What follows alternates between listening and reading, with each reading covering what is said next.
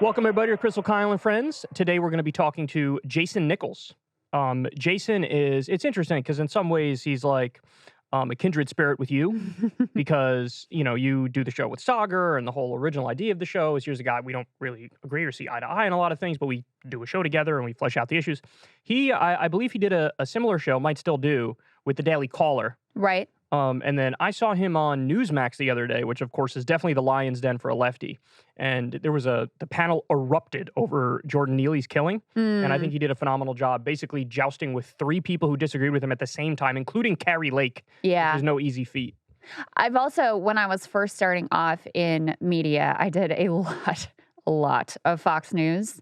So I'm very familiar with the dynamic. And it's not just that, you have an ideological opponent there, but also when you're on like enemy terrain like that, there are all sorts of ways that the host can cut you off, can go to commercial, can change the topics on you that make the landscape even more difficult than just having, a direct exchange. So he acquits himself very well. I'm interested to hear, his philosophy of why he wants to go into these spaces, what he hopes to accomplish, and how he approaches it. Yeah, I mean, the typical idea of the lefty that gets on right-wing media, it's like Alan Colmes. Right, they're there to be like a punching bag. I'd like to please maybe disagree, but ever so slightly. Don't hit me, please. Yeah. It's like that, but Yeah. no, this is not that. He's not that. So anyway, so before we get to that, though, there's a bunch of stuff that we wanted to share with you guys. By the way, this is the first time we're doing Oh, the show yeah. together. We should talk about we're married since now. We got married. But bad news, we're divorced, too. No, I'm kidding. We ended it after a week. No, I'm kidding. So, yeah, that was crazy. It was quite an experience. It was. It feels very surreal. Like there was like a different state of consciousness that was going on in that moment with the ceremony and everything. It was all a blur. It was Very all a much blur. so. It was very like, you go from one thing to the next thing, that it flies by like that, the timing of the wedding. Yeah. I've been at other people's weddings and you sit there and it takes forever. And You feel like, okay. when it's yours, it's just, you got to do this, you got to do that, you got to go there, you got to go there. And it's like, you don't have time to really soak it in. Yeah, for sure. Which is part of why I'm really excited, like to get the photos back to kind of go through and like. There's going to be like thousands of photos. Like leisurely remember the various details of the day, but it was beautiful, baby. And your emotions were very moving. Stop it. It's true. Stop it. It's true. Everybody, he made so many, like not only did he cry, he made so many people cry there. Everybody started tearing up when Kyle got emotional. It's true. It's true. Apparently, I don't know who it was that asked my mom, like, is he going to cry beforehand? Yeah. And she was like, oh, yeah. Which is a little surprising to me. Really? So it's funny because like Corin had the opposite, that's what I was right? going to say next is that somebody asked Corin, is he going to cry? And Corin was like, no. And so you had these two people who both obviously know me very well in different ways, and they had total different. I didn't know what to expect, to be honest. I didn't know if I was going to. I thought you were going to cry. That. Personally, I thought you were. And our eldest daughter, Ella, 15-year-old, she was like, if you don't cry when you're marrying my mom, you're in trouble. So yeah, but then you know what? It's sort of messed up because after that, where I cried the whole goddamn time, she never came up to me and was like, you passed the test. You passed the test, OD. Like, you cried maybe a little too much. She didn't give me that. I was waiting for that moment of satisfaction. Like, all right, come on.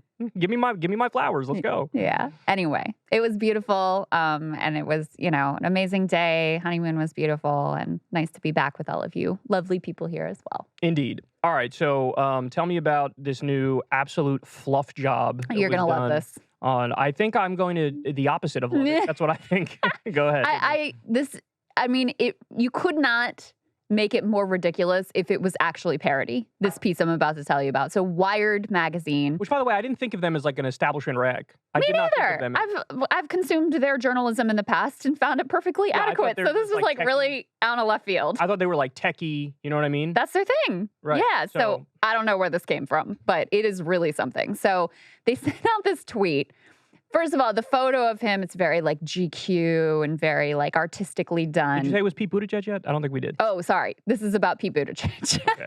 So photo of Pete Buttigieg, very GQ, very artistically done. And they sent out this tweet that says, with a remarkable blend of intellect and empathy, Pete Buttigieg brings a fresh perspective to the forefront of public discourse. And if you didn't think that was bad enough, so the actual headline of the piece is Pete Buttigieg loves God, beer, and his electric Mustang. Sure, the U.S. Secretary of Transportation has thoughts on building bridges, but infrastructure occupies just a sliver of his voluminous mind. It goes on. Okay, I'm not cherry picking here. I'm going to read you the first 2 paragraphs of this piece because it sets the tone for the whole thing is like this. The curious mind of Pete Buttigieg holds much of its functionality in reserve, even as he discusses railroads and airlines down to the pointless data that is his current stock in trade. The U.S. Secretary of Transportation comes off like a Mensa black card holder who might have a secret go habit or a 3-second Rubik's Cube solution or a knack for supplying off the top of his head the day of the week for a random date in 1404, along with a non-condescending history of the Julian and Gregorian calendars. As Secretary Buttigieg and I talked in his underfurnished corner office one afternoon in early spring, I slowly became aware that his cabinet job requires only a modest portion of his cognitive powers. Other mental facilities, no kidding, are apportioned to the Iliad, Puritan historiography, and Nosgard's Spring, though not in the original Norwegian slacker. Fortunately, he was willing to devote yet another apse in his cathedral mind to making his ideas about 3 mighty themes, neoliberalism, masculinity, and Christianity, intelligible to me. It goes on like this. I kid you not. This is a dude who just on the basic, pure facts of the situation has been one of the worst secretaries of transportation in history, has been one of the worst cabinet secretaries, if not the worst cabinet secretary in Joe Biden's administration. This is a person who is incredibly powerful, and you're doing this weird celebrity, like intellectual masturbation, trying to show how smart you are, how smart they are, throwing out every long word in this hagiographic puff piece. I'm actually astonished by this one. It shows how biased the media is. You know, you think but it's like, it's so extreme. It's so in your face. And then these are the people that have the nerve to pretend like, what do you mean? We're just like objective. We're just like doing our, no, there's nothing about this that's objective. They should look, just wear it on your sleeve. Number one, you're not a journalist, you're a commentator. That's fine, but say it, right? Number two, be upfront with who you support and why. You know, hey, I'm like standard establishment Democrats. I think centrism is the way to go. Like, if you come as advertised, then it's a different conversation. You say, hey, this is an opinion piece, and here's where my allegiance is, and that's totally fine. But they don't do that. And this is like, it's a puff piece masquerading as, you know, serious discussion. And it's gross, right? And, you know, somebody like me, I wear on my sleeve who I support, why I support them, et cetera. I'm upfront with my ideology. And if you do that, then all of a sudden everything's fine. But they refuse to do that part of it. But it goes even worse, even beyond that, because like, as much as we appreciated Bernie Sanders and cheered for him and his, like, I would never write a piece like this about Bernie Sanders. And you still asked him tough questions when you interviewed him. When I interviewed him, yes, because I care about the issues. I care about what he would do with his power. This is someone running for president of the United States at the time. Now, and then the last time I interviewed, this is someone who's chair of the budget committee. You know, you ask this person tough, difficult questions about what they intend to do with the power that they have. It reminds me of what Irami always talks about, which is politics has become this like field of actualization for where we're just all supposed to be there in service of people like Pete Buttigieg realizing their personal self-actualization and their dreams. Like this is like celebrity treatment of someone who has really screwed up in a number of ways. I mean, where are the questions about failing to hold the airline industry to account and find them in the way that Bernie and others suggested? Where are the questions about how you screwed up the rulemaking for freight railroads? And that's part of why you ended up with this East Palestine catastrophe, of which you could barely be bothered to focus on for weeks until the media shamed you into it. Where are the questions about your role in terms of blocking railroad workers from getting just the basics of like paid leave and having some control and power in their workplaces? It really is shocking to me because it goes so far beyond even just having an ideological bias, which is one thing. It's the whole view of politics and how you should approach people in power that is deeply damaging, disturbing, and grotesque.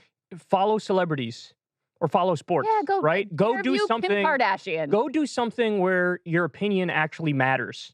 Where, you know, you can have a take on who's the best shooting guard in the NBA, or you can have a take on which reality show is the best reality show. But that's all fluff and nonsense, and you're welcome to opine in areas like that. When it comes to politics, if you're not going to do serious discussion on the policy stuff, step aside. We don't need you. We don't need you to. I don't care what Pete Buttigieg thinks about masculinity. No, and you by are the in way, a position what are they of trying to do power. there? What are you going to do with it? What are they trying to do there, Krystal? They're trying to like, almost like, hit all of the issues today that are sort of have blown up, like the Jordan Peterson type issues of like masculinity, and they link in religion and they link in philosophy. They're trying to, it's just through lying, they're trying to puff this man up and act like he's, you know, with the times, very current, has struck a nerve. But they have to fake it because he's not actually doing that. Yeah. You know what I mean? Like, it's just, it's so sad. And then I wonder if even he has to be embarrassed. no, I don't think. See, that's Cavernous interesting you say that. mind. No, I think the only thing I remember him with a cave is the wine cave. Cathedral, sorry, cathedral-like mind. Or You remember the whatever they wine said. cave? You remember the wine cave? Of He was course I raising remember money. the wine cave. That's the only cave thing that you need to talk about vis-a-vis Pete Buttigieg. But no, I think he reads something like this and he's like, yeah, nailed it. That's just right. He clearly has a high opinion of himself. Anybody who, you know, gets down on their knees and worships him, he's gonna be open to. Well, and here's the thing too: is they're like, oh, well, being Secretary of Transportation, this is only a small sliver of his cavernous mind. Well, or that's a whatever. fucking problem, even if that was true. Exactly. Yeah. Do your fucking job. Yeah, like, right. Maybe you should be. Yeah. Maybe you should be occupying more of your cathedral-like mind because you certainly aren't doing an effective job at it. So that's a little bit of a problem. It's amazing. Absolutely amazing. And like you said, I didn't expect it from Wired. That was No. out of nowhere. And it's not just the journalist who her name is Virginia Heffernan, just so you guys know. But whoever tweeted this out with this gross, like, you know, remarkable blend of intellect and empathy. That's embarrassing. The whole thing it is literally the most embarrassing profile of a politician I have ever read. They love corporate Democrats. They love media branding. Like you said, it's the actualization of identity politics. It has Yeah. nothing to do with serious stuff. Right. And trying to pretend like they're so smart and he's so smart and I'm so smart because I understand how smart he is. Yeah. It's like, if you really have to lean into it that hard, maybe Yeah. you're not as intelligent as you're trying to persuade us all that you are. Indeed. All right. So Ron DeSantis just signed he's been signing laws left and right in an attempt to try to like one-up Trump however he feels like he can. Correct. And what he realized is, oh, if I try it on policy, if I outright wing him on policy, That's right. maybe I'll get ahead. That's right. And so he's been law after law after law, very draconian. 6-week abortion ban, for example. That's a big deal. It's a very conservative law when he previously wouldn't sign. Now he's doing it so he could go to Trump and say, aha, I really have the pro-lifers on my side. He did a very harsh immigration law recently, which is having some backlash as well. You know, you name the issue, he's been moving to the right. Guns. He had some insane gun law that I covered on my show not too long ago. Well, now, shock, Ron DeSantis always ends up getting back to the culture war because that's what he does. Yeah. But apparently he just signed a new law allowing trans kids to be taken from their families. So this is what they say in the New Republic. Florida Governor Ron DeSantis signed a bill Wednesday that will let the state take transgender minors away from their families if they are receiving gender-affirming care. The new law will allow the state to take custody of a child if they have been subjected to or are threatened with being subjected to. Interesting caveat there. Right. Gender-affirming care, which includes puberty blockers and hormone replacement therapy. Florida courts could modify custody agreements from a different state if the minor is likely to receive gender-affirming care in that second state. The text refers to gender-affirming care as sex reassignment prescriptions or procedures and qualifies this care as a form of physical harm, and medical facilities would have to give the State Department of Health a signed attestation that they'd neither provide gender-affirming care to any patients under the age of 18 nor refer people to providers that do. And their medical license would basically be revoked if they violate this. This is not only an outrageous assault on trans people, it's an outrageous assault on medicine and what evidence-based medicine says is appropriate treatment for people who are trans identifying. And it also, you know, I always bring this up, but I think it's a really important point. With puberty blockers, I mean, these have been given for years to girls who have early onset puberty. So what does this mean for them? You know, and we already see, like, with the abortion bans and the restrictions that are put in, like, for the life of the mother, how nervous doctors are about performing these procedures because they don't want to run afoul of the law. So doctors are not going to be willing to prescribe puberty blockers, certainly for trans kids, but also for girls who have early onset puberty, who this would be routinely prescribed and has been for years with no problem for many years. So, yeah, I mean, the politics of this are very clear. He thinks his lane and his path to a potential Republican nomination runs through like basically an assault on trans people, gay people, women seeking abortions, any other right wing culture war issue, book bannings that he can possibly throw against the wall. So correct me if I'm wrong, but they don't do bottom surgery on any like kids, right? Not that I'm aware of. Yeah, it's like 18 or above or something like that I in mean, order for bottom surgery to get done. yeah, So then hold on. yeah, go ahead. These measures that we're talking about here are softer interventions. And a point you make all the time is it's to give these kids the opportunity to hey, do I actually want to do this? Right. So if let's say you're born biologically male, but you identify as female.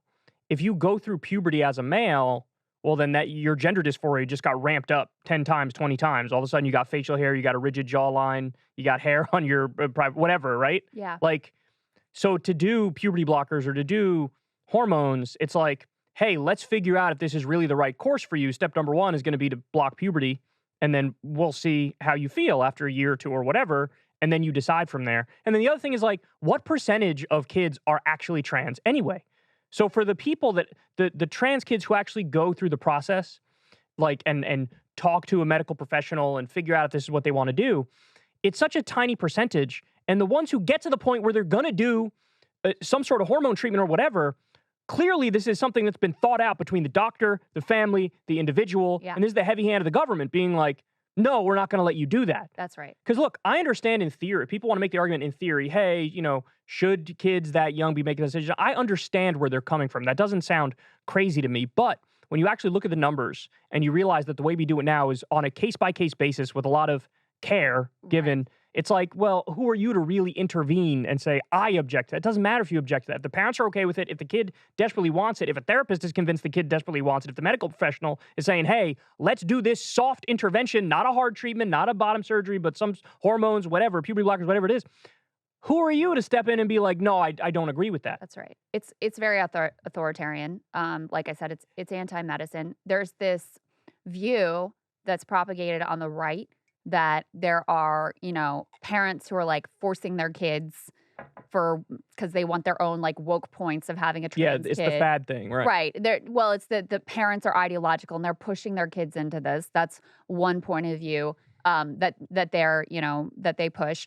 There's also this idea that it's done really casually, that there's no process in I woke place. up yesterday and wanted to chop my dick and balls off. Right, with young children just show up at a doctor's office and are like, give me hormones, and it just happens like that. Like, there is an established procedure. It's lengthy. Some would say it's too lengthy, but it's considered.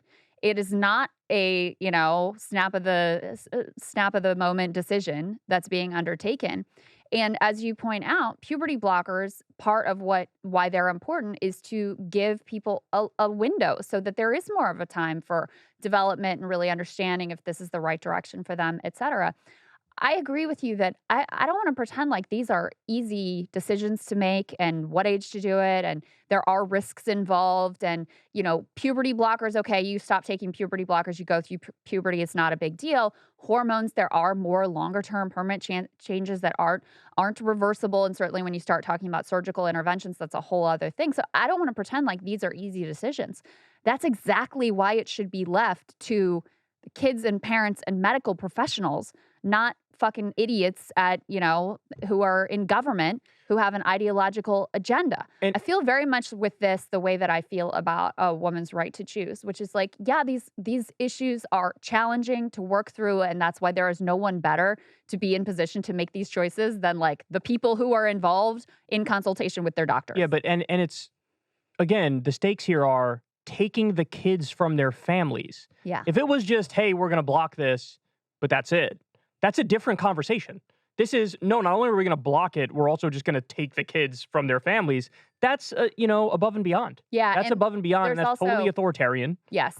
And there's also stuff in here about like we're not going to let teachers use different pronouns from whatever the gender was at birth. Which again, is like incredibly authoritarian and draconian. I mean, it's really obvious at this point that any free speech type concerns that they claim to have, like they've gone so authoritarian in the other direction, above and beyond what any of the sort of like cancel culture stuff that they complain about is. Some states are cracking down on adults. They're doing it up to age like 26. Yeah. You can't have any sort of intervention even up to age 26, which is like that. I mean, that should be one that we all agree on that's absolutely crazy. Yeah.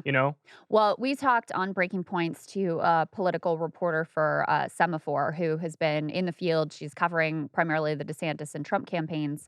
And we asked her, like, what is DeSantis's theory of the case? And, how is he positioning himself? And she said very clearly, like, his goal is to get to the right of Trump on every issue. And so that's where this legislation comes from. It's not going to work. And right, because it's not going to work. It's about vibes. He doesn't have the vibes. That's correct. Right. That is correct. And I mean, you see that in the polling. Like, people are huge fans of Trump. They love Trump. It's really not an ideological play, consistent ideological play. It never has been. So for him to come in here with like, here's my list of bills that I passed. Right. Technically, it's like, I'm nerd. Right. Get out. Go make another weird face, nerd. Right. Yeah. So, but it's grotesque the way that he uses people as pawns for his political game. And again, here's the thing. They try to gin up this idea that like 4-year-olds are casually transitioning. Right. And it's like, that's just not true. That's not true. Right. And you're talking about confiscating kids. Really? You're telling me if there's a 17-year-old who's been expressing gender dysphoria for years and they talk to a medical professional and their family's okay with it and they feel better when they're under the treatment, you're going to step in and say no and we're going to separate you from your family? Come on, man. Yeah. That's insane. That's insane. Yeah. And they've gone way beyond anything that, public opinion would justify. It's all about playing to a very extreme base. Absolutely. Absolutely. All right, guys. So now, without further ado, let's go ahead and jump into the interview. This is Jason Nichols. Jason Nichols, thanks for joining us, man. We appreciate it. Absolutely. Anytime. I'm a fan of both of yours. So thank you. And I'm a fan of you as well. So I actually just covered on the Kyle Kulinski show a moment of yours. So you have been on Newsmax recently. And it was you, Carrie Lake, and 2 other conservatives. So it was 3 versus 1. The topic of conversation was Jordan Neely. And I thought you did a really phenomenal job pushing back on them because they all have the exact same opinion. And you're really in the lion's den. And you did a phenomenal job pushing back on them. So, maybe the right way to start this conversation is actually to loop in Krystal because you guys have something in common, which is, you do a show daily with Sagar. And there's some areas of agreement, but there's plenty of areas of disagreement, right? Not only were you on Newsmax, where it's the lion's den, but you also had a show not too long ago on the Daily Caller, where it's a similar vibe, where you have to go back and forth with a conservative. So what's your approach in these conversations? Because half the time I feel like, hey, let's build bridges, let's talk about where we agree. But then the other half the time I feel like, no, I don't want to mislead people into thinking I agree with this person. Let's fight it out. So, like, how do you approach it? How do you get into these conversations? Well, I think the main thing is from the very beginning, my approach has been to not allow for there to be echo chambers, to try to bring in disagreement, to try to actually have conversations. And I thought at one point that it was possible to actually sway people. I remember, I think it was Obama or somebody who said that, 10% of conservatives are persuadable. And there have been times, like I said, I started out on Tucker Carlson Tonight, and there have been times where I've gotten emails where people have said, you really made me think about this issue. Thank you for coming on. And that's kind of fuel to continue to have these conversations. Unfortunately, they're not always fair, but, life isn't fair. And I think it's great what Krystal and Sagar do, for them to actually hash out some things. And then you sometimes find points of agreement. But my approach has always been to kind of break up the echo chamber, to make Americans speak to other Americans so that we can actually see where we disagree, where we agree, and where our values are. And that's obviously something I really believe in as well. Although I have to say, especially in settings like Fox News, or I've never been on Newsmax, but, kind of similar vibe over on Newsmax. sometimes I've done a lot of Fox News appearances. Sometimes I'd feel like, okay, I was able to like make my point, and maybe there were people that heard something different from me that they hadn't heard before. And sometimes it felt very hopeless. Like, why am I doing this? This is all completely rigged. So do you go through the similar cycle of like hope and despair and, feelings of futility that I experienced when I was in that realm? Well, let me just say, for every email that I got, particularly when I was on Fox News, less so on Newsmax, oddly enough, but when I was on Fox News, for every email that I got that someone said, "Hey, you made a great argument," I got 20 emails calling me the N word and telling me they want to kill me. Oh You my know, Oh, so God. Jesus Wow. Christ. it's a lot you have to go through that. But one thing I won't let them do is back me down. You know what I mean? Like, so part of that started to also be I have to be in these spaces. I can't let them think that emails and threats and like things like that are going to make me cower and not give my thoughts on it. There are times where I've thought it was futile, particularly going on a show like you mentioned, Sean Hannity. I think the only word I got out when I went on Sean Hannity's show was "Well, Sean." So I got two, and then it was just like I never got another word in.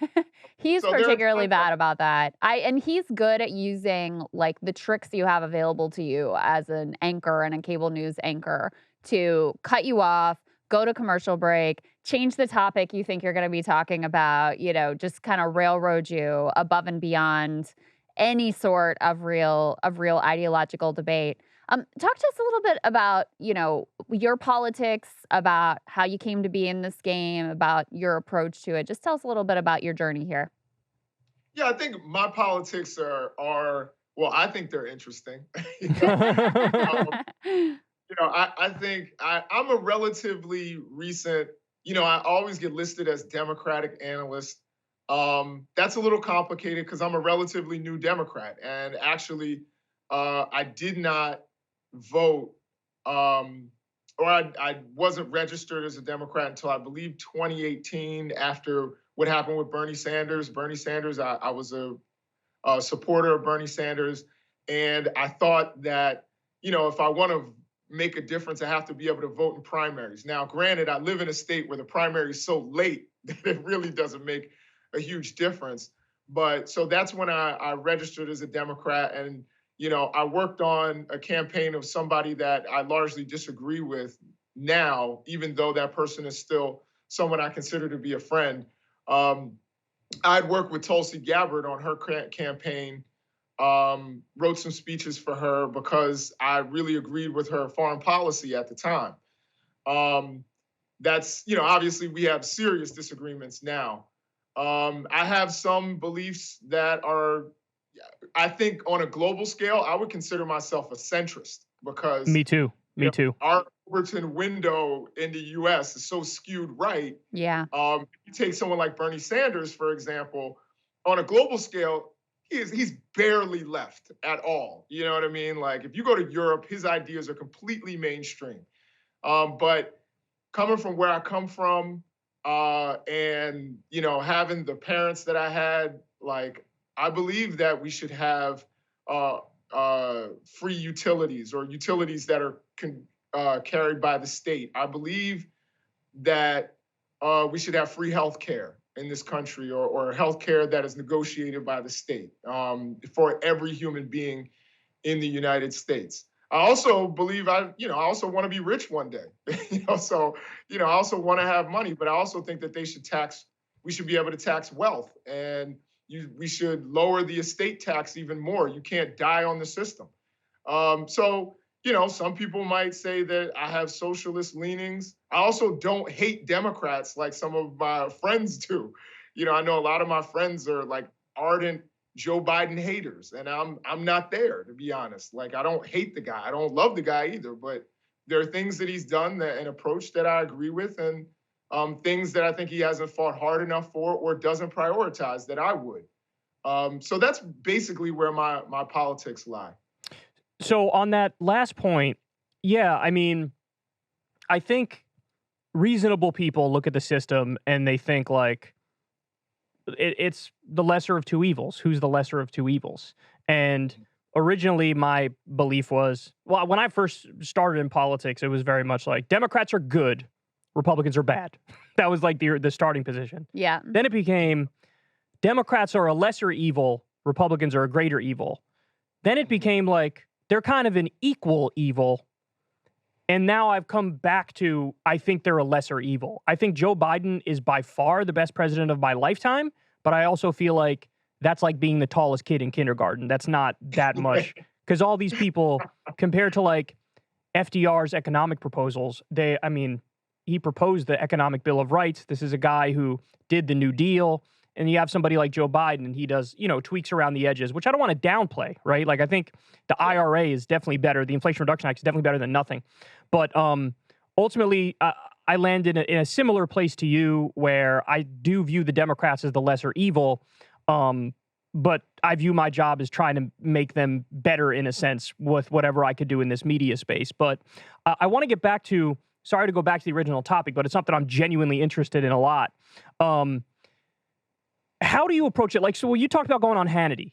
Hannity is a good example. It might be nice off air, whatever, nice guy or whatever, but I view him as just like a talking point spewing machine. Yeah. I don't view him really, like, I don't even know what Hannity really believes. I think he's playing a character. I think he's like Republican G.I. Joe man that they put on air, and you pull the string and he says the same things. You know what I mean? Freedom, low So taxes. Yeah. how do you navigate talking to an honest actor versus a dishonest actor? Because from my perspective, I just default assume everybody's an honest actor and treat them at face value.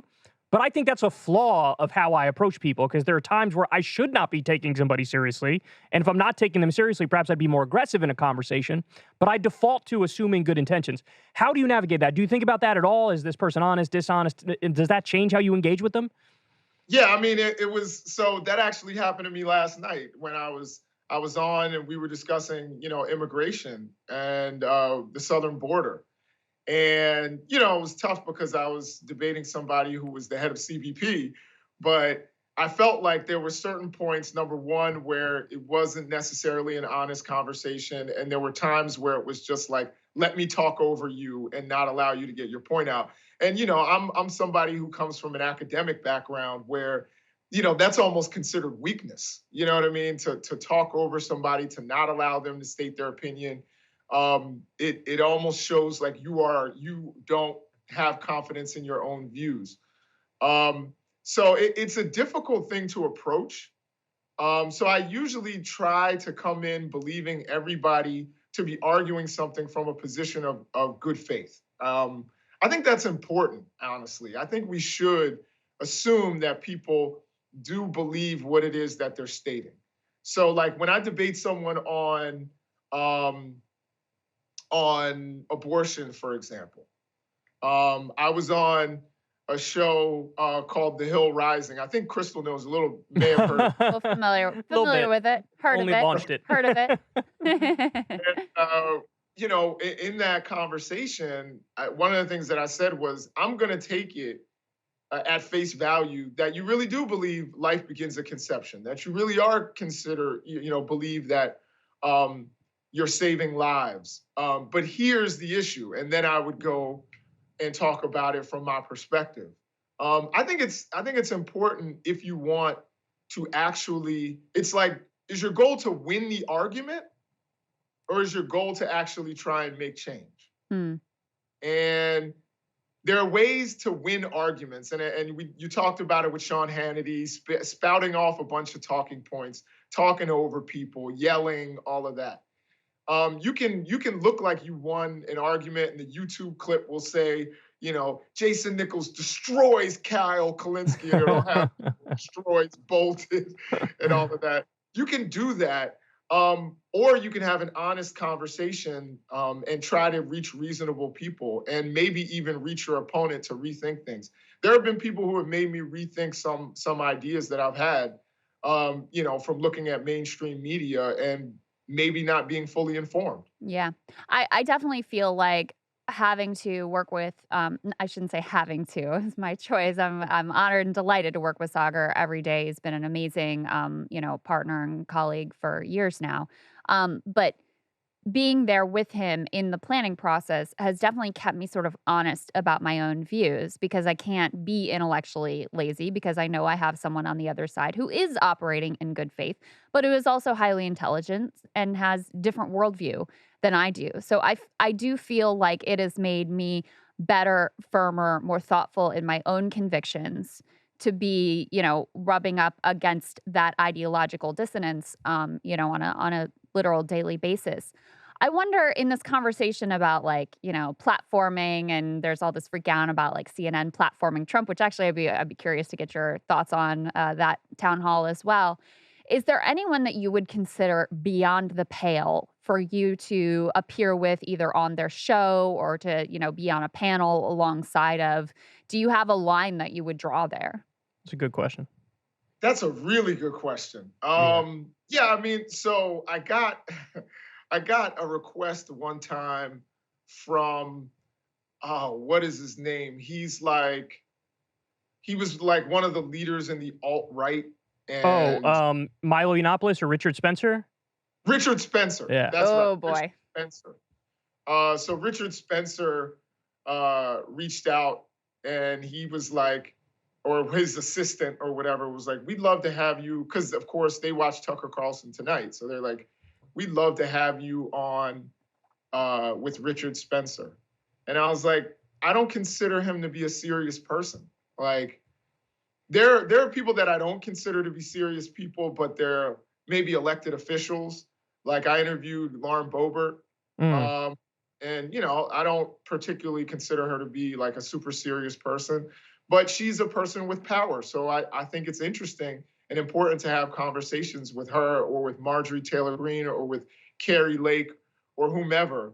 But there are people where their worldview doesn't view me as a human being or doesn't view other people as a human being.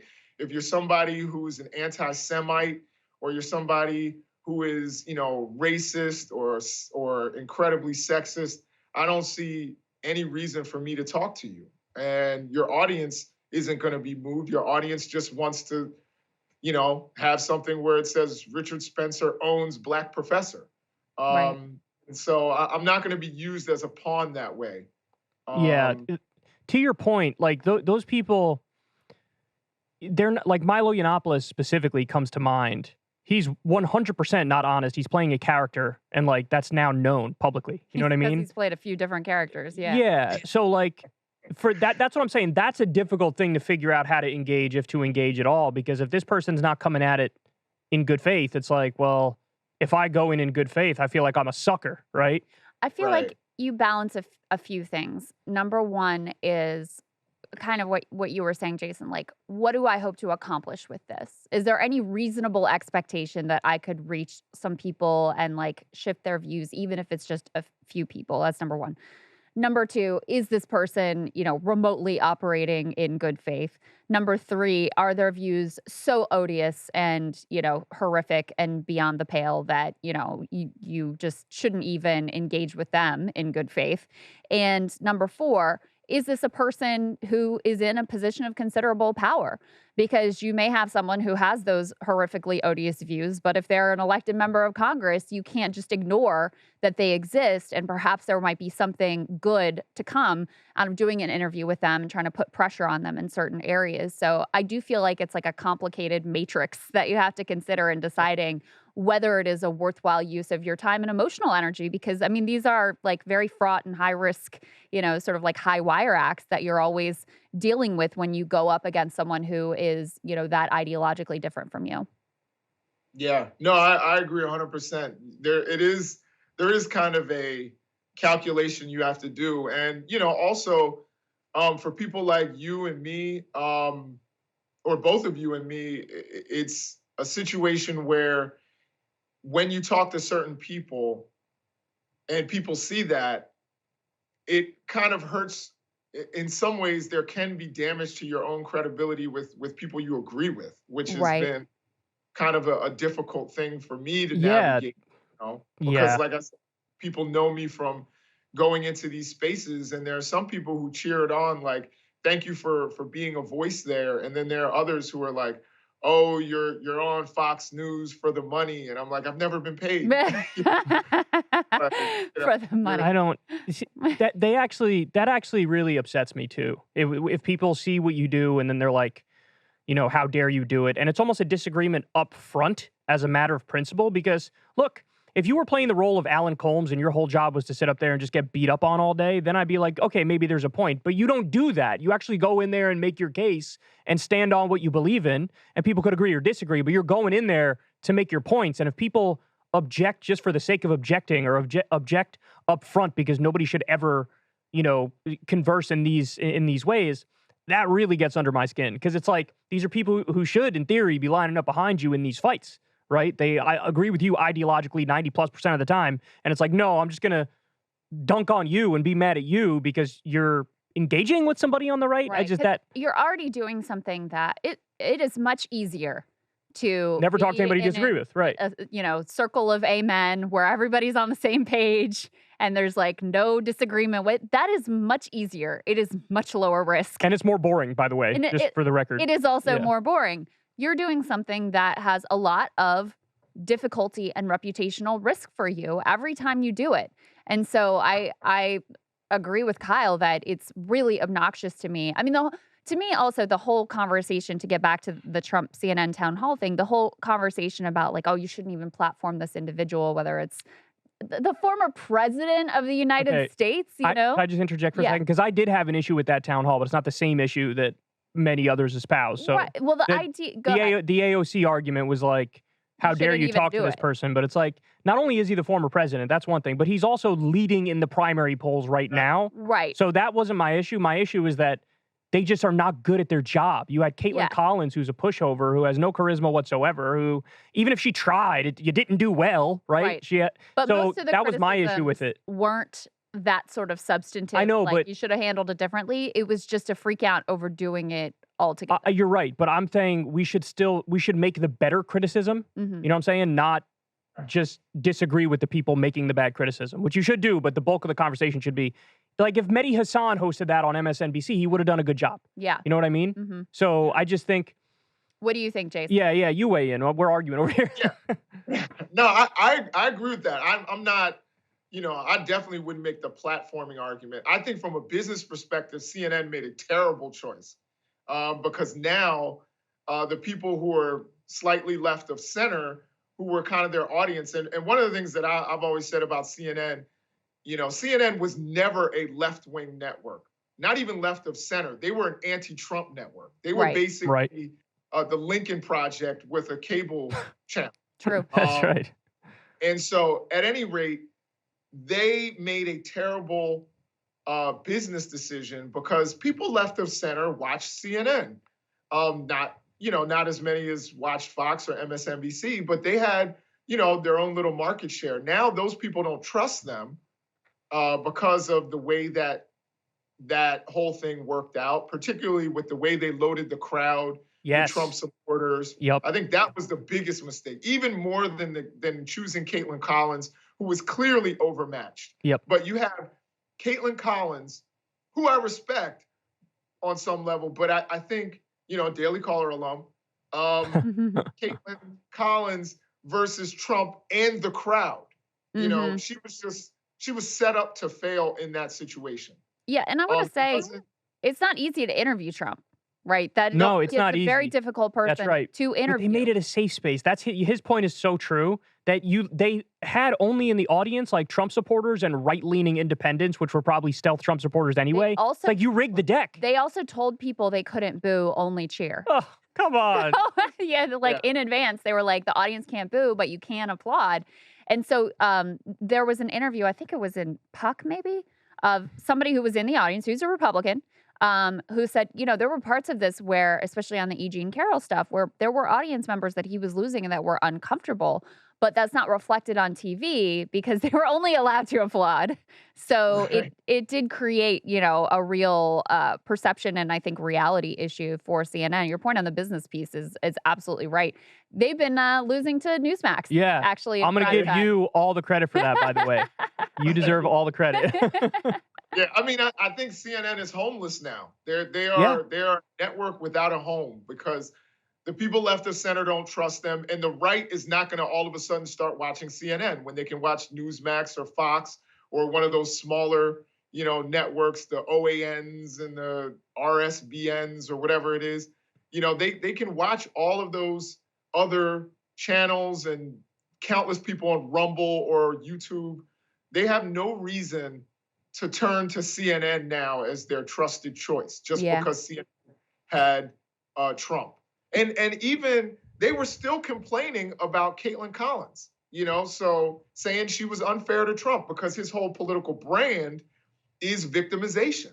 Right. So they're still saying he was victimized by CNN, and he just, beat up CNN and he turned the crowd as if the crowd wasn't stacked for him in the beginning. So it was a terrible decision by the people over there at CNN. And I agree. Someone like Mehdi Hassan or even, what's her name? Joy Reid or any of them would have given, I think they're more experienced. They would have given him tougher questions. They would have pushed back on some of his answers. And, it's not easy to deal with Trump. So you need somebody who's ready to do that and isn't coming in as some sort of neutral kind of party. It just won't be, it'll just be a Trump rally then. Yeah, well, to your point on CNN, you're right. They have no identity whatsoever. Previously I didn't agree with their identity, but they certainly had an identity. It was anti-Trump, like you pointed out. But they're lost, right? Like they're trying to go back. Chris Licht is trying to take it back to CNN Classic. Mm-hmm. What was CNN Classic? CNN Classic was be neutral, right? Just be neutral, try to appease everybody. It's very pro-establishment, but neutral, have inoffensive, put 7 wolf blitzers on the air who never say a single thing that's ever interesting or charismatic. That's like, here's the thing. I don't agree with this idea of like, try to be the enlightened centrist network, right? There doesn't seem to be much of an audience for that. That's point number one. But point number two, even if you were going to do the enlightened centrist audience type thing, at least bring in people who are good at that. Like the person, I brought this up to Krystal the other night, like there's somebody who just started talking about politics recently. He was a sports guy originally. Now he talks a little bit about politics here and there, who fancies himself an enlightened centrist, Stephen A. Smith. He's been #1 in sports forever on ESPN. If you gave him a CNN show, at least people would watch that, right? Like if you're going to do the enlightened centrist thing, put somebody who's interesting and charismatic They are doing Charles and play Barkley. that role. That's the one good move they've ever made, by the way. And it's still, the jury's still out because I feel he has to be, as off the cuff as he is on NBA on TNT, which is my favorite show on TV by far. Like he has to be just like that. I'm afraid that he might like try to reel it in a little bit. And Gayle King is there to be the straight person bouncing off. But I hope. I mean, Charles Barkley. If anybody can just be honest there, it's him. Yeah. But like, I hope that he does because I love that guy. I don't know if he's going to be good in that kind of space talking about those kind of issues. I'm not positive on it. Oh, really? Give him Shaq. Give him Shaq, Kenny, and EJ, and have them all talk politics. I would love to watch that. I would just to watch Shaq's facial reaction. Yes. Love that. And I love how childish they are. But it's great. In that space, I'm not so sure. Stephen A. Smith, I think, is an amazing idea. I think that would be really good, even though I disagree with Stephen A. Smith on a whole lot of issues. Same. He's interesting to watch. I can't look away. I'm like, oh, he's talking. I got to listen. Yeah, I think there are a lot of people. ESPN has done really well with a lot of their personalities and their political views. I like to watch Max Kellerman. I like JJ Redick. And I don't necessarily always agree with them. I like, what's the guy who's the LeBron superfan? I don't know. I'm mostly a Stephen A. stan. Nick Wright. He might be a Fox Sports guy, but either way, all of them are interesting in stating their opinions. And CNN is, like you said, they're just putting, people who are boring up there. Yeah. And I didn't understand even having Don Lemon. Don Lemon was CNN Classic. He didn't have a worldview. He doesn't have politics, So I wasn't sad to see him go, but I just think that they are going in a direction where it's just not going to be interesting to watch. It's not going to add anything to the conversation. There's nothing that, no clips from CNN are going to be produced that I'm going to want to watch that say something that makes me think. If you're just reporting the news, like you said, I don't think there's a market for that. If so, people will watch the network news, the ABCs and NBCs and CBSs. There's no reason to go to cable news for that. Yeah. Yeah. See, I think Don Lemon could pop back up. Remember, he used to, during the Obama era, he used to do all that, like, pull up your pants, black respectability politics stuff. Yeah. Like, there is a market for him to be that guy again and do that performance for the right and find, an audience who would love to hear, like, a black gay man saying those things. I think that his best bet is to go to, like, Bravo or, like, Yeah. you know what I mean? That's where he really wants to be. I mean, he does do the respectability politics, or he did it at one time. But I really think Don Lemon really doesn't have any real solid politics, and the right isn't trying to hear from Don Lemon. They call him stupid. They'll welcome him in. They'll welcome him in. If he says the right things, they'll welcome that, that conversion, that why I left the left. If he does the 180, that's the thing about the right. They'll accept anybody doing the 180. Yeah. 100%. Absolutely. And the left will be like, even if you agree, I agree with you 100% now. Fuck off. Right. That's what the left does. Yeah, correct. I would love for you, Jason, to give us a little window into the Newsmax world.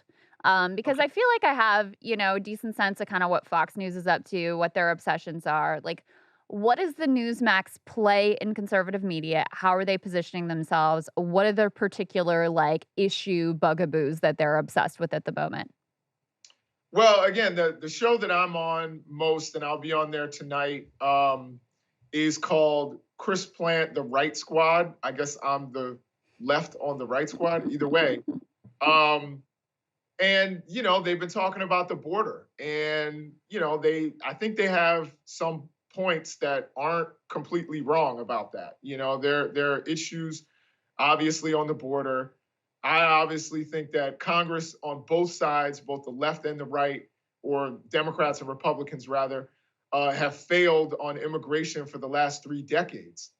So you can talk about which administration did it right and which administration did it wrong. The big thing that I had a problem, of course, with the Trump administration and some of their policies, but Obama, deported more people than any other prior president. And Biden's basically just recreated the Trump immigration Obama policy. Deported more than Trump too. Child separation. That's the big thing. We haven't seen Biden separate mothers from their children. He hasn't been quite that cruel, but definitely everything else he's basically adopted from Trump. And so they have some complaints. A lot of it is about the border. And of course, transgenderism and Bud Light and all this stuff. So that's really where they're going. And they're trying to paint Fox News as turning to the left and being leftist now. The thing that drives me crazy, just to interject, is like these people never gave Biden credit when most of his time in office, he was copying most of the policies of Trump on the border. There was Remain in Mexico. There was Title 42. Of course, Title 42 just came up. But like, most of his time in office, he was pretty hawkish on the border. And I never heard anybody on the right say like, hey, I agree with you on that. It was always like, he's in favor of open borders, which is just categorically untrue. So how do you navigate on like making that point to them? I feel like they just brush it off. You know what I mean? Like they don't acknowledge that they don't know what they're talking about on that. Right. I mean, and sometimes it's just plain falsehoods. Like, so for example, recently I was on and there was a guy, he was, like I said, former head of CBP, nice guy off camera, really nice guy. But I stated the numbers, and I was not praising Biden one bit, but I was like, the numbers have gone from 10,000 encounters a day to 6,000 to 4,000. These are the official numbers that you can find on newsmax.com. Like, it's not like I went to Vox or something or the Daily Beast or whatever to find these numbers. These are the numbers. And, he's like, those are wrong. Those are the wrong numbers. And, and I'm like, well, they're also sending these migrants to New York City for the simple purpose of overwhelming New York City and Chicago and other cities. No, that's wrong because the Biden administration was sending people to all 50 states. And I'm like, yes, but Governor Abbott is sending them directly to New York City and outside of the vice president's residence and all these kinds of things in order to create havoc. Right. Like, it's not for the benefit of anyone. It's Right. for the purpose of creating a bunch of havoc and being cruel. No, the migrants really want to go there. And I was like, then why? Yeah, I didn't get a chance to say this, but why were they getting off when they were stopping in red states? When they would stop in Georgia, migrants were getting off. And Georgia actually went to Governor Abbott and were like, stop sending people through Georgia, take another route, you know? And Governor Abbott, of course, obliged. So clearly, this is not just, oh, this is where they want to go. This is where they want to drop them off. So it's clear that their agenda isn't just to talk about the border. It's to find a way to bash the current administration. And look, I have some issues with the current administration and some of the way they've handled things. I think some things that they're doing are actually the right approach. As a student of history, we know what we did in the Northern Triangle of Central America. We know what we did as a country in other parts of the world and Haiti and in other places to create the political instability and, of course, climate and all the things that are adding to the migration. And I do think we need to address like root causes of this migration because, but that's a long-term project. That's going to be something that takes hold in 10 years. It's not something for a family right now. Yeah, I mean, that's true. But you don't have to go back in history. I mean, you could lift the sanctions on Venezuela and Cuba tomorrow. Absolutely. And a lot of migrants coming across the border now are Venezuelan. So this is like a direct impact that we're having immediately that you don't have to, go back to Ronald Reagan era or whatever to see. One of the things, Jason, as you're talking that I struggle with in some of these settings is like, you're very willing to criticize Joe Biden. Like, not a problem for you. We're very willing to criticize Joe Biden. Right. But it's a very asymmetrical landscape when you go in a place like Newsmax that will never criticize Donald Trump. Ever. And so it creates a landscape where you're seen as like agreeing with them on some of the Biden criticisms, but then there's this dispute over the Trump criticisms, and it makes it very uneven and kind of difficult to navigate. And I remember back in the days when I did go on Fox News a lot, and this was like, I'm talking back in 2011, right? So it was a long time ago, but I would get the sense that even though my views were much more nuanced, if I gave ground on anything, it was basically taken as weakness rather than taken as like, oh, this is a person who's like thoughtfully engaging in this. It was like, no, she sort of half agrees with them. So their point must be really correct if even this Democrat is willing to acknowledge the mistakes here. So how do you think about navigating those challenges? Yeah, that's a really good question, Krystal. I think because, on the one end, I don't want to shill for anybody, because then I'm just like the people who are shilling for Donald Trump. Right. At the same time, and I want my true views to be known because I'm not, an actor. I'm someone who has, my own views, and I'll make those known. Unfortunately, and I hate to say this, but a lot of times, if I have a criticism for Joe Biden, I will state that, but also state how Trump has also failed or sometimes failed worse, in those same areas. So one of the videos I was just, when I was DMing with Kyle, I saw this video where he was talking about the Trump administration. And one of the arguments that they always make about Trump is he was some sort of anti-war president. And Trump escalated in a lot of different areas, yes. And that was something that Kyle made clear in his clip, about his escalation in Syria, his escalation with Iran, and his escalation in different places. So a lot of times, because there's so much pro-Trumpism, you almost have to, and I hate doing it, but you also sometimes have to do the what about. And as much as I despise that as a topic, but when it's 4-on-1 or as a tool, when it's 4-on-1, and everybody is Trump's the greatest. We want to go back to the Trump years as if we don't remember 2020. That's what you have to do, is to show that, yes, there are failures, but these are continuation.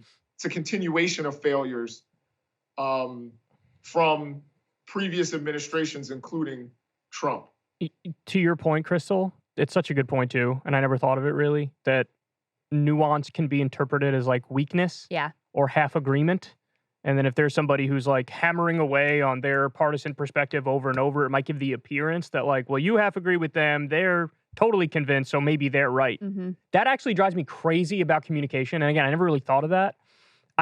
Maybe the way out of that is more a matter of emphasis, because I refuse to not say the thing that's true, right? Like, I have to criticize Joe Biden as a matter of principle if I think he's doing something wrong, but perhaps the way out of it is a matter of emphasis. Because so when you go on to make the criticism of Trump, it's more of a, and this is the part where you guys are dead wrong, you know what I mean? Like, it's more aggressive, because we've had this conversation about political labels and the way people label themselves.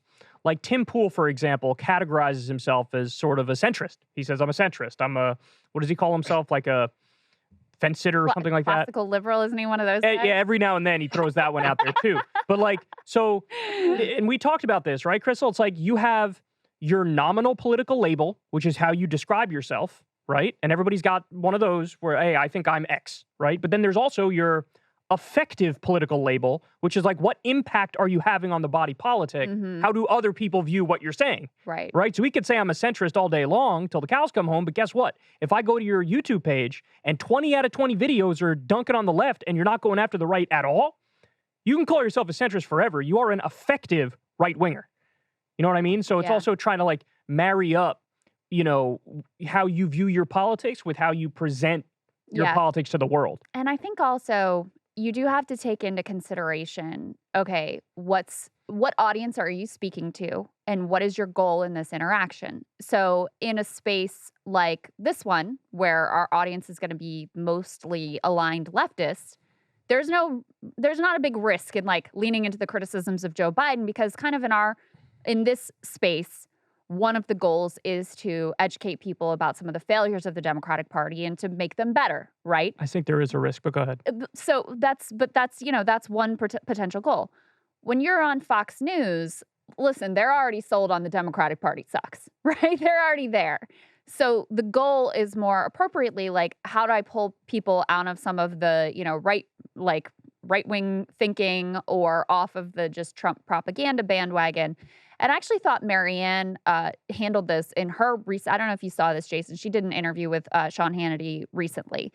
And he wanted to use her to say, like, Joe Biden's infirm and he's too old and he can't get a thought out. And first of all, I think she's been very careful in general about not leveling personal criticism against Joe Biden and has been uncomfortable, like, with anything that might sound ageist. But she actually said really clearly, I'm not playing your game. I'm not going on to Fox News here just to bash Joe Biden. I have differences with him. Here's but I want to talk to you about what I want to do. And I actually thought that was very effective because she kind of directly called out the game they were playing there. Right. No, so I met Marianne Williamson. She came to Newsmax the other day, and an incredibly nice person. And I agree with that approach. That's a really good approach, is to not go into that kind of criticism thing. I don't get asked that. A lot of times I think they try to use me as like a heel. And my best defense is to make a strong argument. My last Fox News appearance was with Lawrence Jones, another really nice guy who I really, I root for as a person, but disagree with politically. Yeah. And again, I believe that I made strong arguments to defeat those talking points that they come armed with. I think that's the best thing you can do. But a lot of times when it is somewhere where you have a genuine disagreement with the administration, it is a really, really difficult thing. And even, I'll say this, even your show where you're trying to make, the Democratic Party better, there are people on the right who will use that. Right, yeah. Of course, yeah. Use a clip and be like, even leftists think Joe Biden is failing. Yeah, right. So that's why they're always going to try that kind of manipulation. Yeah, I've had to evolve and grow on this exact issue for that reason. there was probably a time where my criticisms were leaning too heavy into the Democrats. And then you start attracting an audience. Because again, sometimes the nuances and the specifics of the criticism don't land. And all people hear is, he's beating up on Democrats, he doesn't like Democrats. And their default takeaway might be, I guess the Republicans might be a little better. And it's like, no, that's not what I mean. And so then I had to, grow and be more nuanced and realize that an effective political label is a thing. Like, I might be a leftist, but if all I do is beat up on Democrats, it's going to come across like I'm not that. So I need to make sure it's balanced with a good amount of beating up on the right. And it's not like there's no material there. There's even more material to beat up on the right. And it's just a matter of putting an emphasis on the proper things. That doesn't mean that, I'm never going to lay a glove on Democrats. No, of course not. I don't have that in me. I have to be honest about it. But it's a matter of balancing out the coverage. Now, you mentioned Richard Spencer earlier. I wanted to give you a similar position that I was put in. I mean, it's not perfectly analogous, but it's somewhat analogous. So for the 2020 election, I did the Joe Rogan's election special. It was him, Tim Dillon, and me. Yeah. And Alex Jones had been on Joe Rogan's show a couple weeks before. And Joe made the mistake of bringing up I'm going to be doing an election special. And so Alex invited himself to that shit live on air. He was like, oh, great, I'll come there, brother. It'll be awesome. We'll do the election special. Have a great time. And Joe was like, he was sort of like, I'll talk to you off air type shit. He was trying to give him that sort of a vibe. We'll figure this out, right? And then it looked like for maybe 4 or 5 days, I was sitting there convinced I'm going to have to be on an election special with Alex Jones. Oh my God. And so that puts me in an awkward position. And it brings up everything we talked about earlier about how do you go into this, right? Right. I had to navigate all of that in this short time frame where I was like, well, if I go super hard against Alex Jones and call him out for all of his fucking bullshit, everybody in the audience is going to hate me. I'm going to change no minds. And if anything, it's going to go in the other direction and people will dislike me, right? Right. But I can't just let him get away with all of his shit because I'm not some cuck who's going to sit there and let this guy who's wrong about everything, spout off with no consequences whatsoever. Mm-hmm. And so, I landed on this position where it's like, I got to pick my spots. Right. And I got to be punchy, quick, in and out. Here's why that's wrong. Bloom, bloom, bloom. Next. You know what I mean? I got to be smooth with it. But thankfully, at some point, Joe reached out to Alex and was like, I didn't really invite you. So no, you're not coming to the shit. Because he brought me as the straight guy who's gonna I'll give them the information while Tim Dillon and Joe Rogan fuck around and bullshit. Right. And I'll be there to give them the real information. And so I think he realized I can't have the straight guy with the world's biggest psychopath over here. You can't really have anyone with Alex Jones. I know, that's the thing. How do you engage? How do you engage? Well, he's just takes up all the oxygen. Fills the whole room. The whole room. I mean, when Joe has Alex on, it's like it's barely Joe's podcast. Alex just blows up the whole thing. And the intergalactic aliens are invading, and you don't even know Joe Rogan. And, he's completely insane, but he's also extraordinarily talented. So it's not an easy thing to I hate that, man. I hate how some really terrible people are, super talented. Keep it real. You said that about Nick Fuentes. You're like, God damn it, he's interesting to listen to, even though he's a total racist psychopath. Horrible. Things he just said he wanted to marry a 16-year-old girl when he's 30 because he wants the milk right away. I mean, it's horrible, right? But yeah. Terrible people. But yeah, it's not easy to navigate those situations, I guess, is the bottom line. No, it's not. I'm a pretty calm person, but as the father to a 12-year-old girl, if someone said they wanted to marry a 16-year-old, that might be time for me to take the jacket off. Yeah. Listen, I have a 15-year-old, and she is a child. I mean, anyway, we'll put that aside. I was wondering, do you find it more difficult? Like you said, Lawrence Jones, who I used to co-host, but he would fill in on Rising, so I know him too. And like you said, very nice person off air, even though we had some very wild disagreements as well. You've mentioned other people who are very nice off air, your CBP guy that you were up against. Does that make it more difficult for you to be forceful against them in that moment? And does it make it more difficult for you to be critical of them if you're, doing commentary later on about something insane that they've done?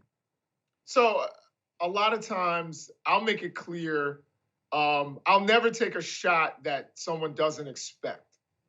You know what I mean? I don't, people know the CBP guy, whose name's Mark Morgan, he knows that I disagree with him on immigration. You know what I mean? So it's not like I'm going to be and his breath smells bad, take a shot, in that way. Or, at Tucker or many other people. I'm just not going to do that. But what I will do is criticize you in areas where you're expecting the criticism from me. So if you're a good person, if you're a nice person, I'm not going to go overboard in trying to like take you out. And I certainly, I think it weakens your argument when you start talking about people's character a lot Yeah. of time. Yeah. I want to make it clear that even if I think you're a person of bad character and bad faith, I want to make it clear that I'm attacking your ideas and not you as a person. Yeah. So especially if we're friendly, like I tell people all the time, I think, Tucker's ideas are bat crack crazy. You know what I mean? I think they're insane. In some cases, they're dangerous. But I'm not going to attack him and say he's a bad person, as a human being.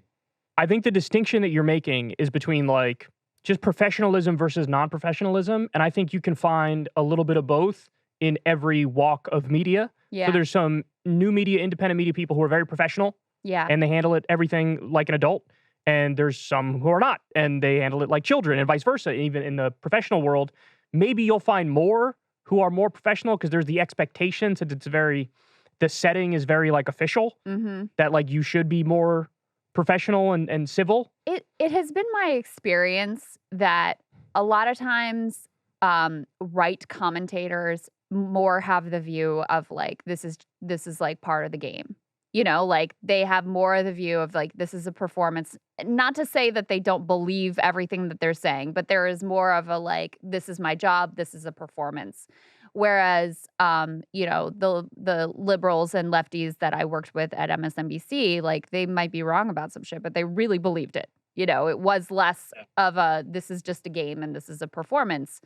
And so I think when you have that sense of, this is all like we're all playing our part and doing our thing, which comes from like, also these sort of like really deeply capitalist beliefs that like, yeah, I'm doing Very my job hollow. and I'm making my money. Yeah. Very vapid. But when you have that view that we're just playing our parts in a game, then it's easier to take things less personally. And so even, with liberals and lefties, a lot of times, even if you're just talking about their ideas, it becomes they feel very personally attacked from the disagreement in a way that I've seen a lot of people on the right be able to shake off some, really vicious and, direct attacks and be able to move forward as like nothing happened.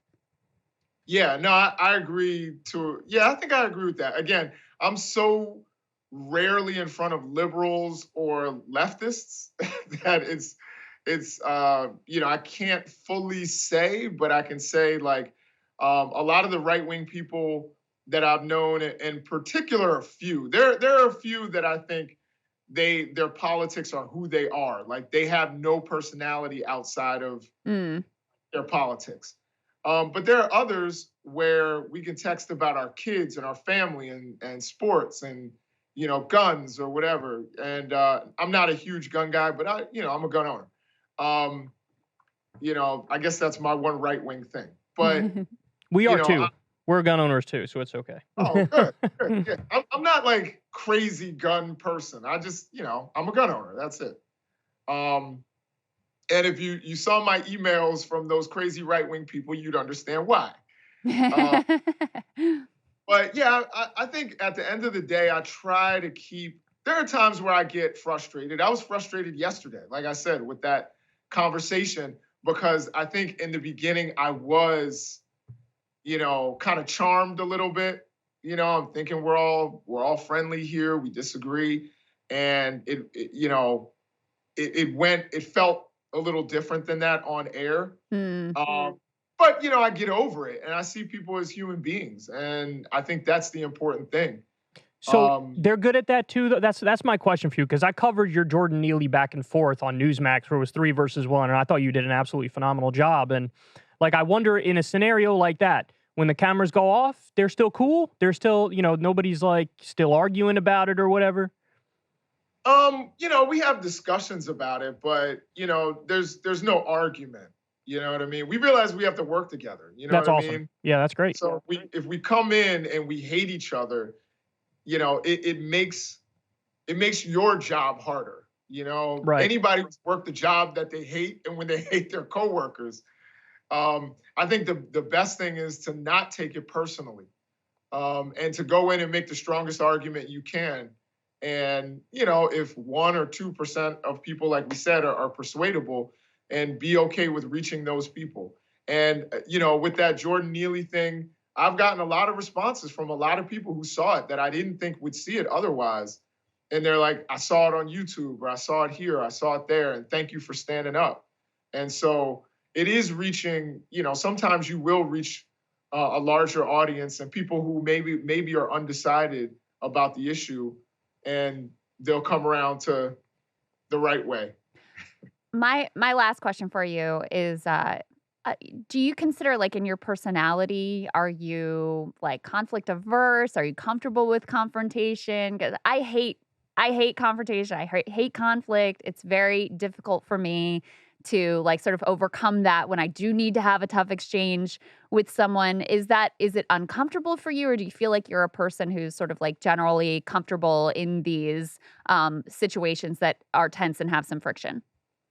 Again, I think I don't like the personal conflict, but the exchange of ideas. Like I was on with, we had Matt Gaetz on a couple of times, and I think that it was like when the cameras were off, we were totally friendly. But when they were on, we had some serious back and forth. But it never felt as though we were screaming over top of each other or not letting one another speak. And one of the things about me is I'm a teacher. So if you know anything about teachers, we hate being interrupted. You know what I mean? So that's something that I've had to kind of, not take personally, not get too upset about. But at the same time, it's just about getting your side into the conversation. It's not about disliking anybody. I don't like the fact that sometimes it's all, what they say on the show is, the Democrats, they want to hurt your children, or they want to transition them, or whatever it is, whatever their argument is. My job is just to stand up and tell the truth and say, what's true and what's not. Well, Jason, I got to tell you, man, I love the work that you do. In fact, so I saw your segment on Mediaite. I really hope Mediaite keeps clipping out a lot of your segments on Newsmax, because I think you do a great job, and it certainly gives me something to talk about. It's very rare you come across somebody who goes in the lion's den on a regular basis and consistently holds it down, where I could sit there and say, that's a great point. That's a point that I would have made, and he made it how I would have made it, and all that stuff. And so, nothing but the utmost respect for you. And I have to say, you do sort of make me feel like I might want to get back on Fox News and do a couple guest appearances. Really? I mean, I did it twice before, right? I did it twice before. The second time I went on, it went pretty viral. It was great. It was the guy's not there anymore who had me on, though. Leland Vittert is his name. He works at News Nation now. Right. Mm-hmm. Yeah. Leland. I know Leland. Yeah, you know what his problem was? He was too honest about the 2020 election. He was like, I think Trump is full of it, and done after that. It's terrible. It's a shame, but watching you do what you do, I get inspired, and I'm like, I should probably take a step on Newsmax, or take a step on One America News or Fox News, and just have some fun, because I'm like you, and like you. I don't like the personal confrontation. Yeah. But if you make it just about the issues, yummy in my tummy. Let's have some fun. Yeah. No. So I don't like any. Yeah, I understand. Anyway, so Jason, plug everything you want to plug. Let people know how they can follow your work. So I'm on Blue Sky. I don't know if that's taken off yet, or if it's a little bit. I see people talking about it. Yeah. Yeah, so I'm on there. You can definitely follow me on there. You can follow me on Facebook. I've been starting to stay away from Twitter, but, occasionally I'll peek my head in. I usually talk sports on Twitter, but, you can follow me on Twitter as well. I also have a podcast called The Working Class Elites. Definitely come and check out the Working Class Elites podcast. And hopefully we can have one of you or both of you at the same time on the podcast. That would be great. I would love to. Yep, we'd be happy. And I also write for Newsweek a lot, so you can see some of my work on Newsweek. Fantastic. That's awesome. Well, Jason, thanks so much for joining us, man. We appreciate it. Thank you. Thank you for having me. It's our pleasure. All right, that was Jason Nichols. Really cool guy. Yeah. Like him. Highly recommend everybody Check out his segments when he's on Newsmax. He was on Fox News. I don't know if he still goes on Fox News, but he was on Fox. It sounds like he has a contract now with Newsmax, so maybe he's not allowed on Fox News. I'm not exactly sure how that works. I should have asked him, but anyway, he's one of the lefties who sort of holds it down in the arena. Yeah, I mean, huge respect, because it is not an easy thing to do. And Well, it's also not easy because people like go after guys like him for even engaging. Exactly. And that's like, screw you, man. So unfair. It's so unfair. Because it's so much easier to sit around with a bunch of people, on MSNBC or wherever that agree with you and just say, yes, I agree. Yes, I agree. Yeah, and nobody watches that shit. And it's so much more difficult to go in and go up against friggin' Carrie Lake and Marjorie Taylor Greene and Matt Gaetz and Lauren Boebert. And I know this guy he's talking about from the CBP too, Mark Morgan. He's like a Fox News mainstay. I've seen him on Tucker and other places as well. That's really challenging. And are you going to change a lot of minds in a Newsmax space? No, probably not. But even if you're just giving people a sense of like, oh, here's a Democrat who isn't an evil, like child-eating pedophile, that in and of itself can be useful. And there's no doubt about it that if you do it enough times and you speak to enough people, there are going to be people who say, you know what, I didn't really see it that way, but I do now. Yeah, and even if it's a net change of, like he said, 1% or 2%, that's a lot of people when the audience is 300,000 people. That's right. That's right. So, yeah. Well, he handles it incredibly well. Like I said, mad respect for him being willing to do it. And I'm really glad because you found him and wanted to have him on. I'm really glad you did because he's impressive to me. Well, there needs to be more like him. I mean, he comes with a very unique skill set, just like you do, in dealing with Saga and everything. Like, it's not easy to find people like that, but there should be more Jason Nichols out there. Because the right is very evangelical. Yes. You know what I mean? They're very evangelical. They'll go out and preach their crazy gospel. And the left is not, We're and it's insular and correct. More interested in finding, fault in everybody. Correct. On their own Yeah. side than going out and combating the other forces. Yeah. And there's something very sort of pure and innocent about the whole, like, watching somebody who you agree with on one of these outlets and being like, yeah, go get them. You know what I mean? So you're gonna try to go on Newsmax? I mean, I think it'd be fun. I mean, I like I said, I went on Fox News twice. Both times, I took the segment, posted it on the YouTube channel. It got huge views both times. Certainly the second time, it went mega viral, and it got generated coverage from everywhere in independent media world. Some articles in outlets. So like, I mean, think about it. The whole YouTube independent new media world. It's like tailor made for me to be more like funny and interesting and make fart noises with my mouth and scream, but also make arguments at the same time. So it develops a certain skill set, and taking that skill set and applying it to the old media world, which is very like stodgy and stuck up. And here are my talking points. It's like, you guys can't really handle us, like the YouTubers. You know what I mean? You can't handle us. It's hard for them to deal with people like me, and that creates a spectacle. Well, the other piece is, in the context of that conversation, we're sort of thinking of the audience for those exchanges that Jason is having as just being the Newsmax audience or just being the Fox News audience. But of course, that's not the reality now. Well, now the reality is you get more. Yeah, if you have a moment that people find interesting or hot or heated or where you handle yourself well, it goes out to the wider world. And so it can have more of an impact than you might have if it was just siloed in the Newsmax Correct. audience. It will get more views on my channel than it will originally on Newsmax. Without a doubt. I mean, I'm sure the Fox, same thing. The show I was on was like a Sunday show, middle of the day, very few people watching, relatively speaking, compared to other time slots. But on my channel, it got, I don't know, 500,000, a million, something like that. It's like, that's more than the original thing. Yeah. So, but anyway, yeah, and he's got me interested in that again, so we'll see what happens. That would be fun. Yeah, that would be fun. All right, guys, we love you all to death. Thank you, as always, for listening to us babble. You can always support the show on Substack. And remember, we don't talk to any advertisers or corporations or anything for this. We build everything small dollar donations and up. So much love to everybody who already supports the show. And if you haven't, please consider it. You get the video. You get it a day early. If you sign up on Substack, everybody else can listen for free, the audio podcast. All right, we love you guys. We'll talk to you soon.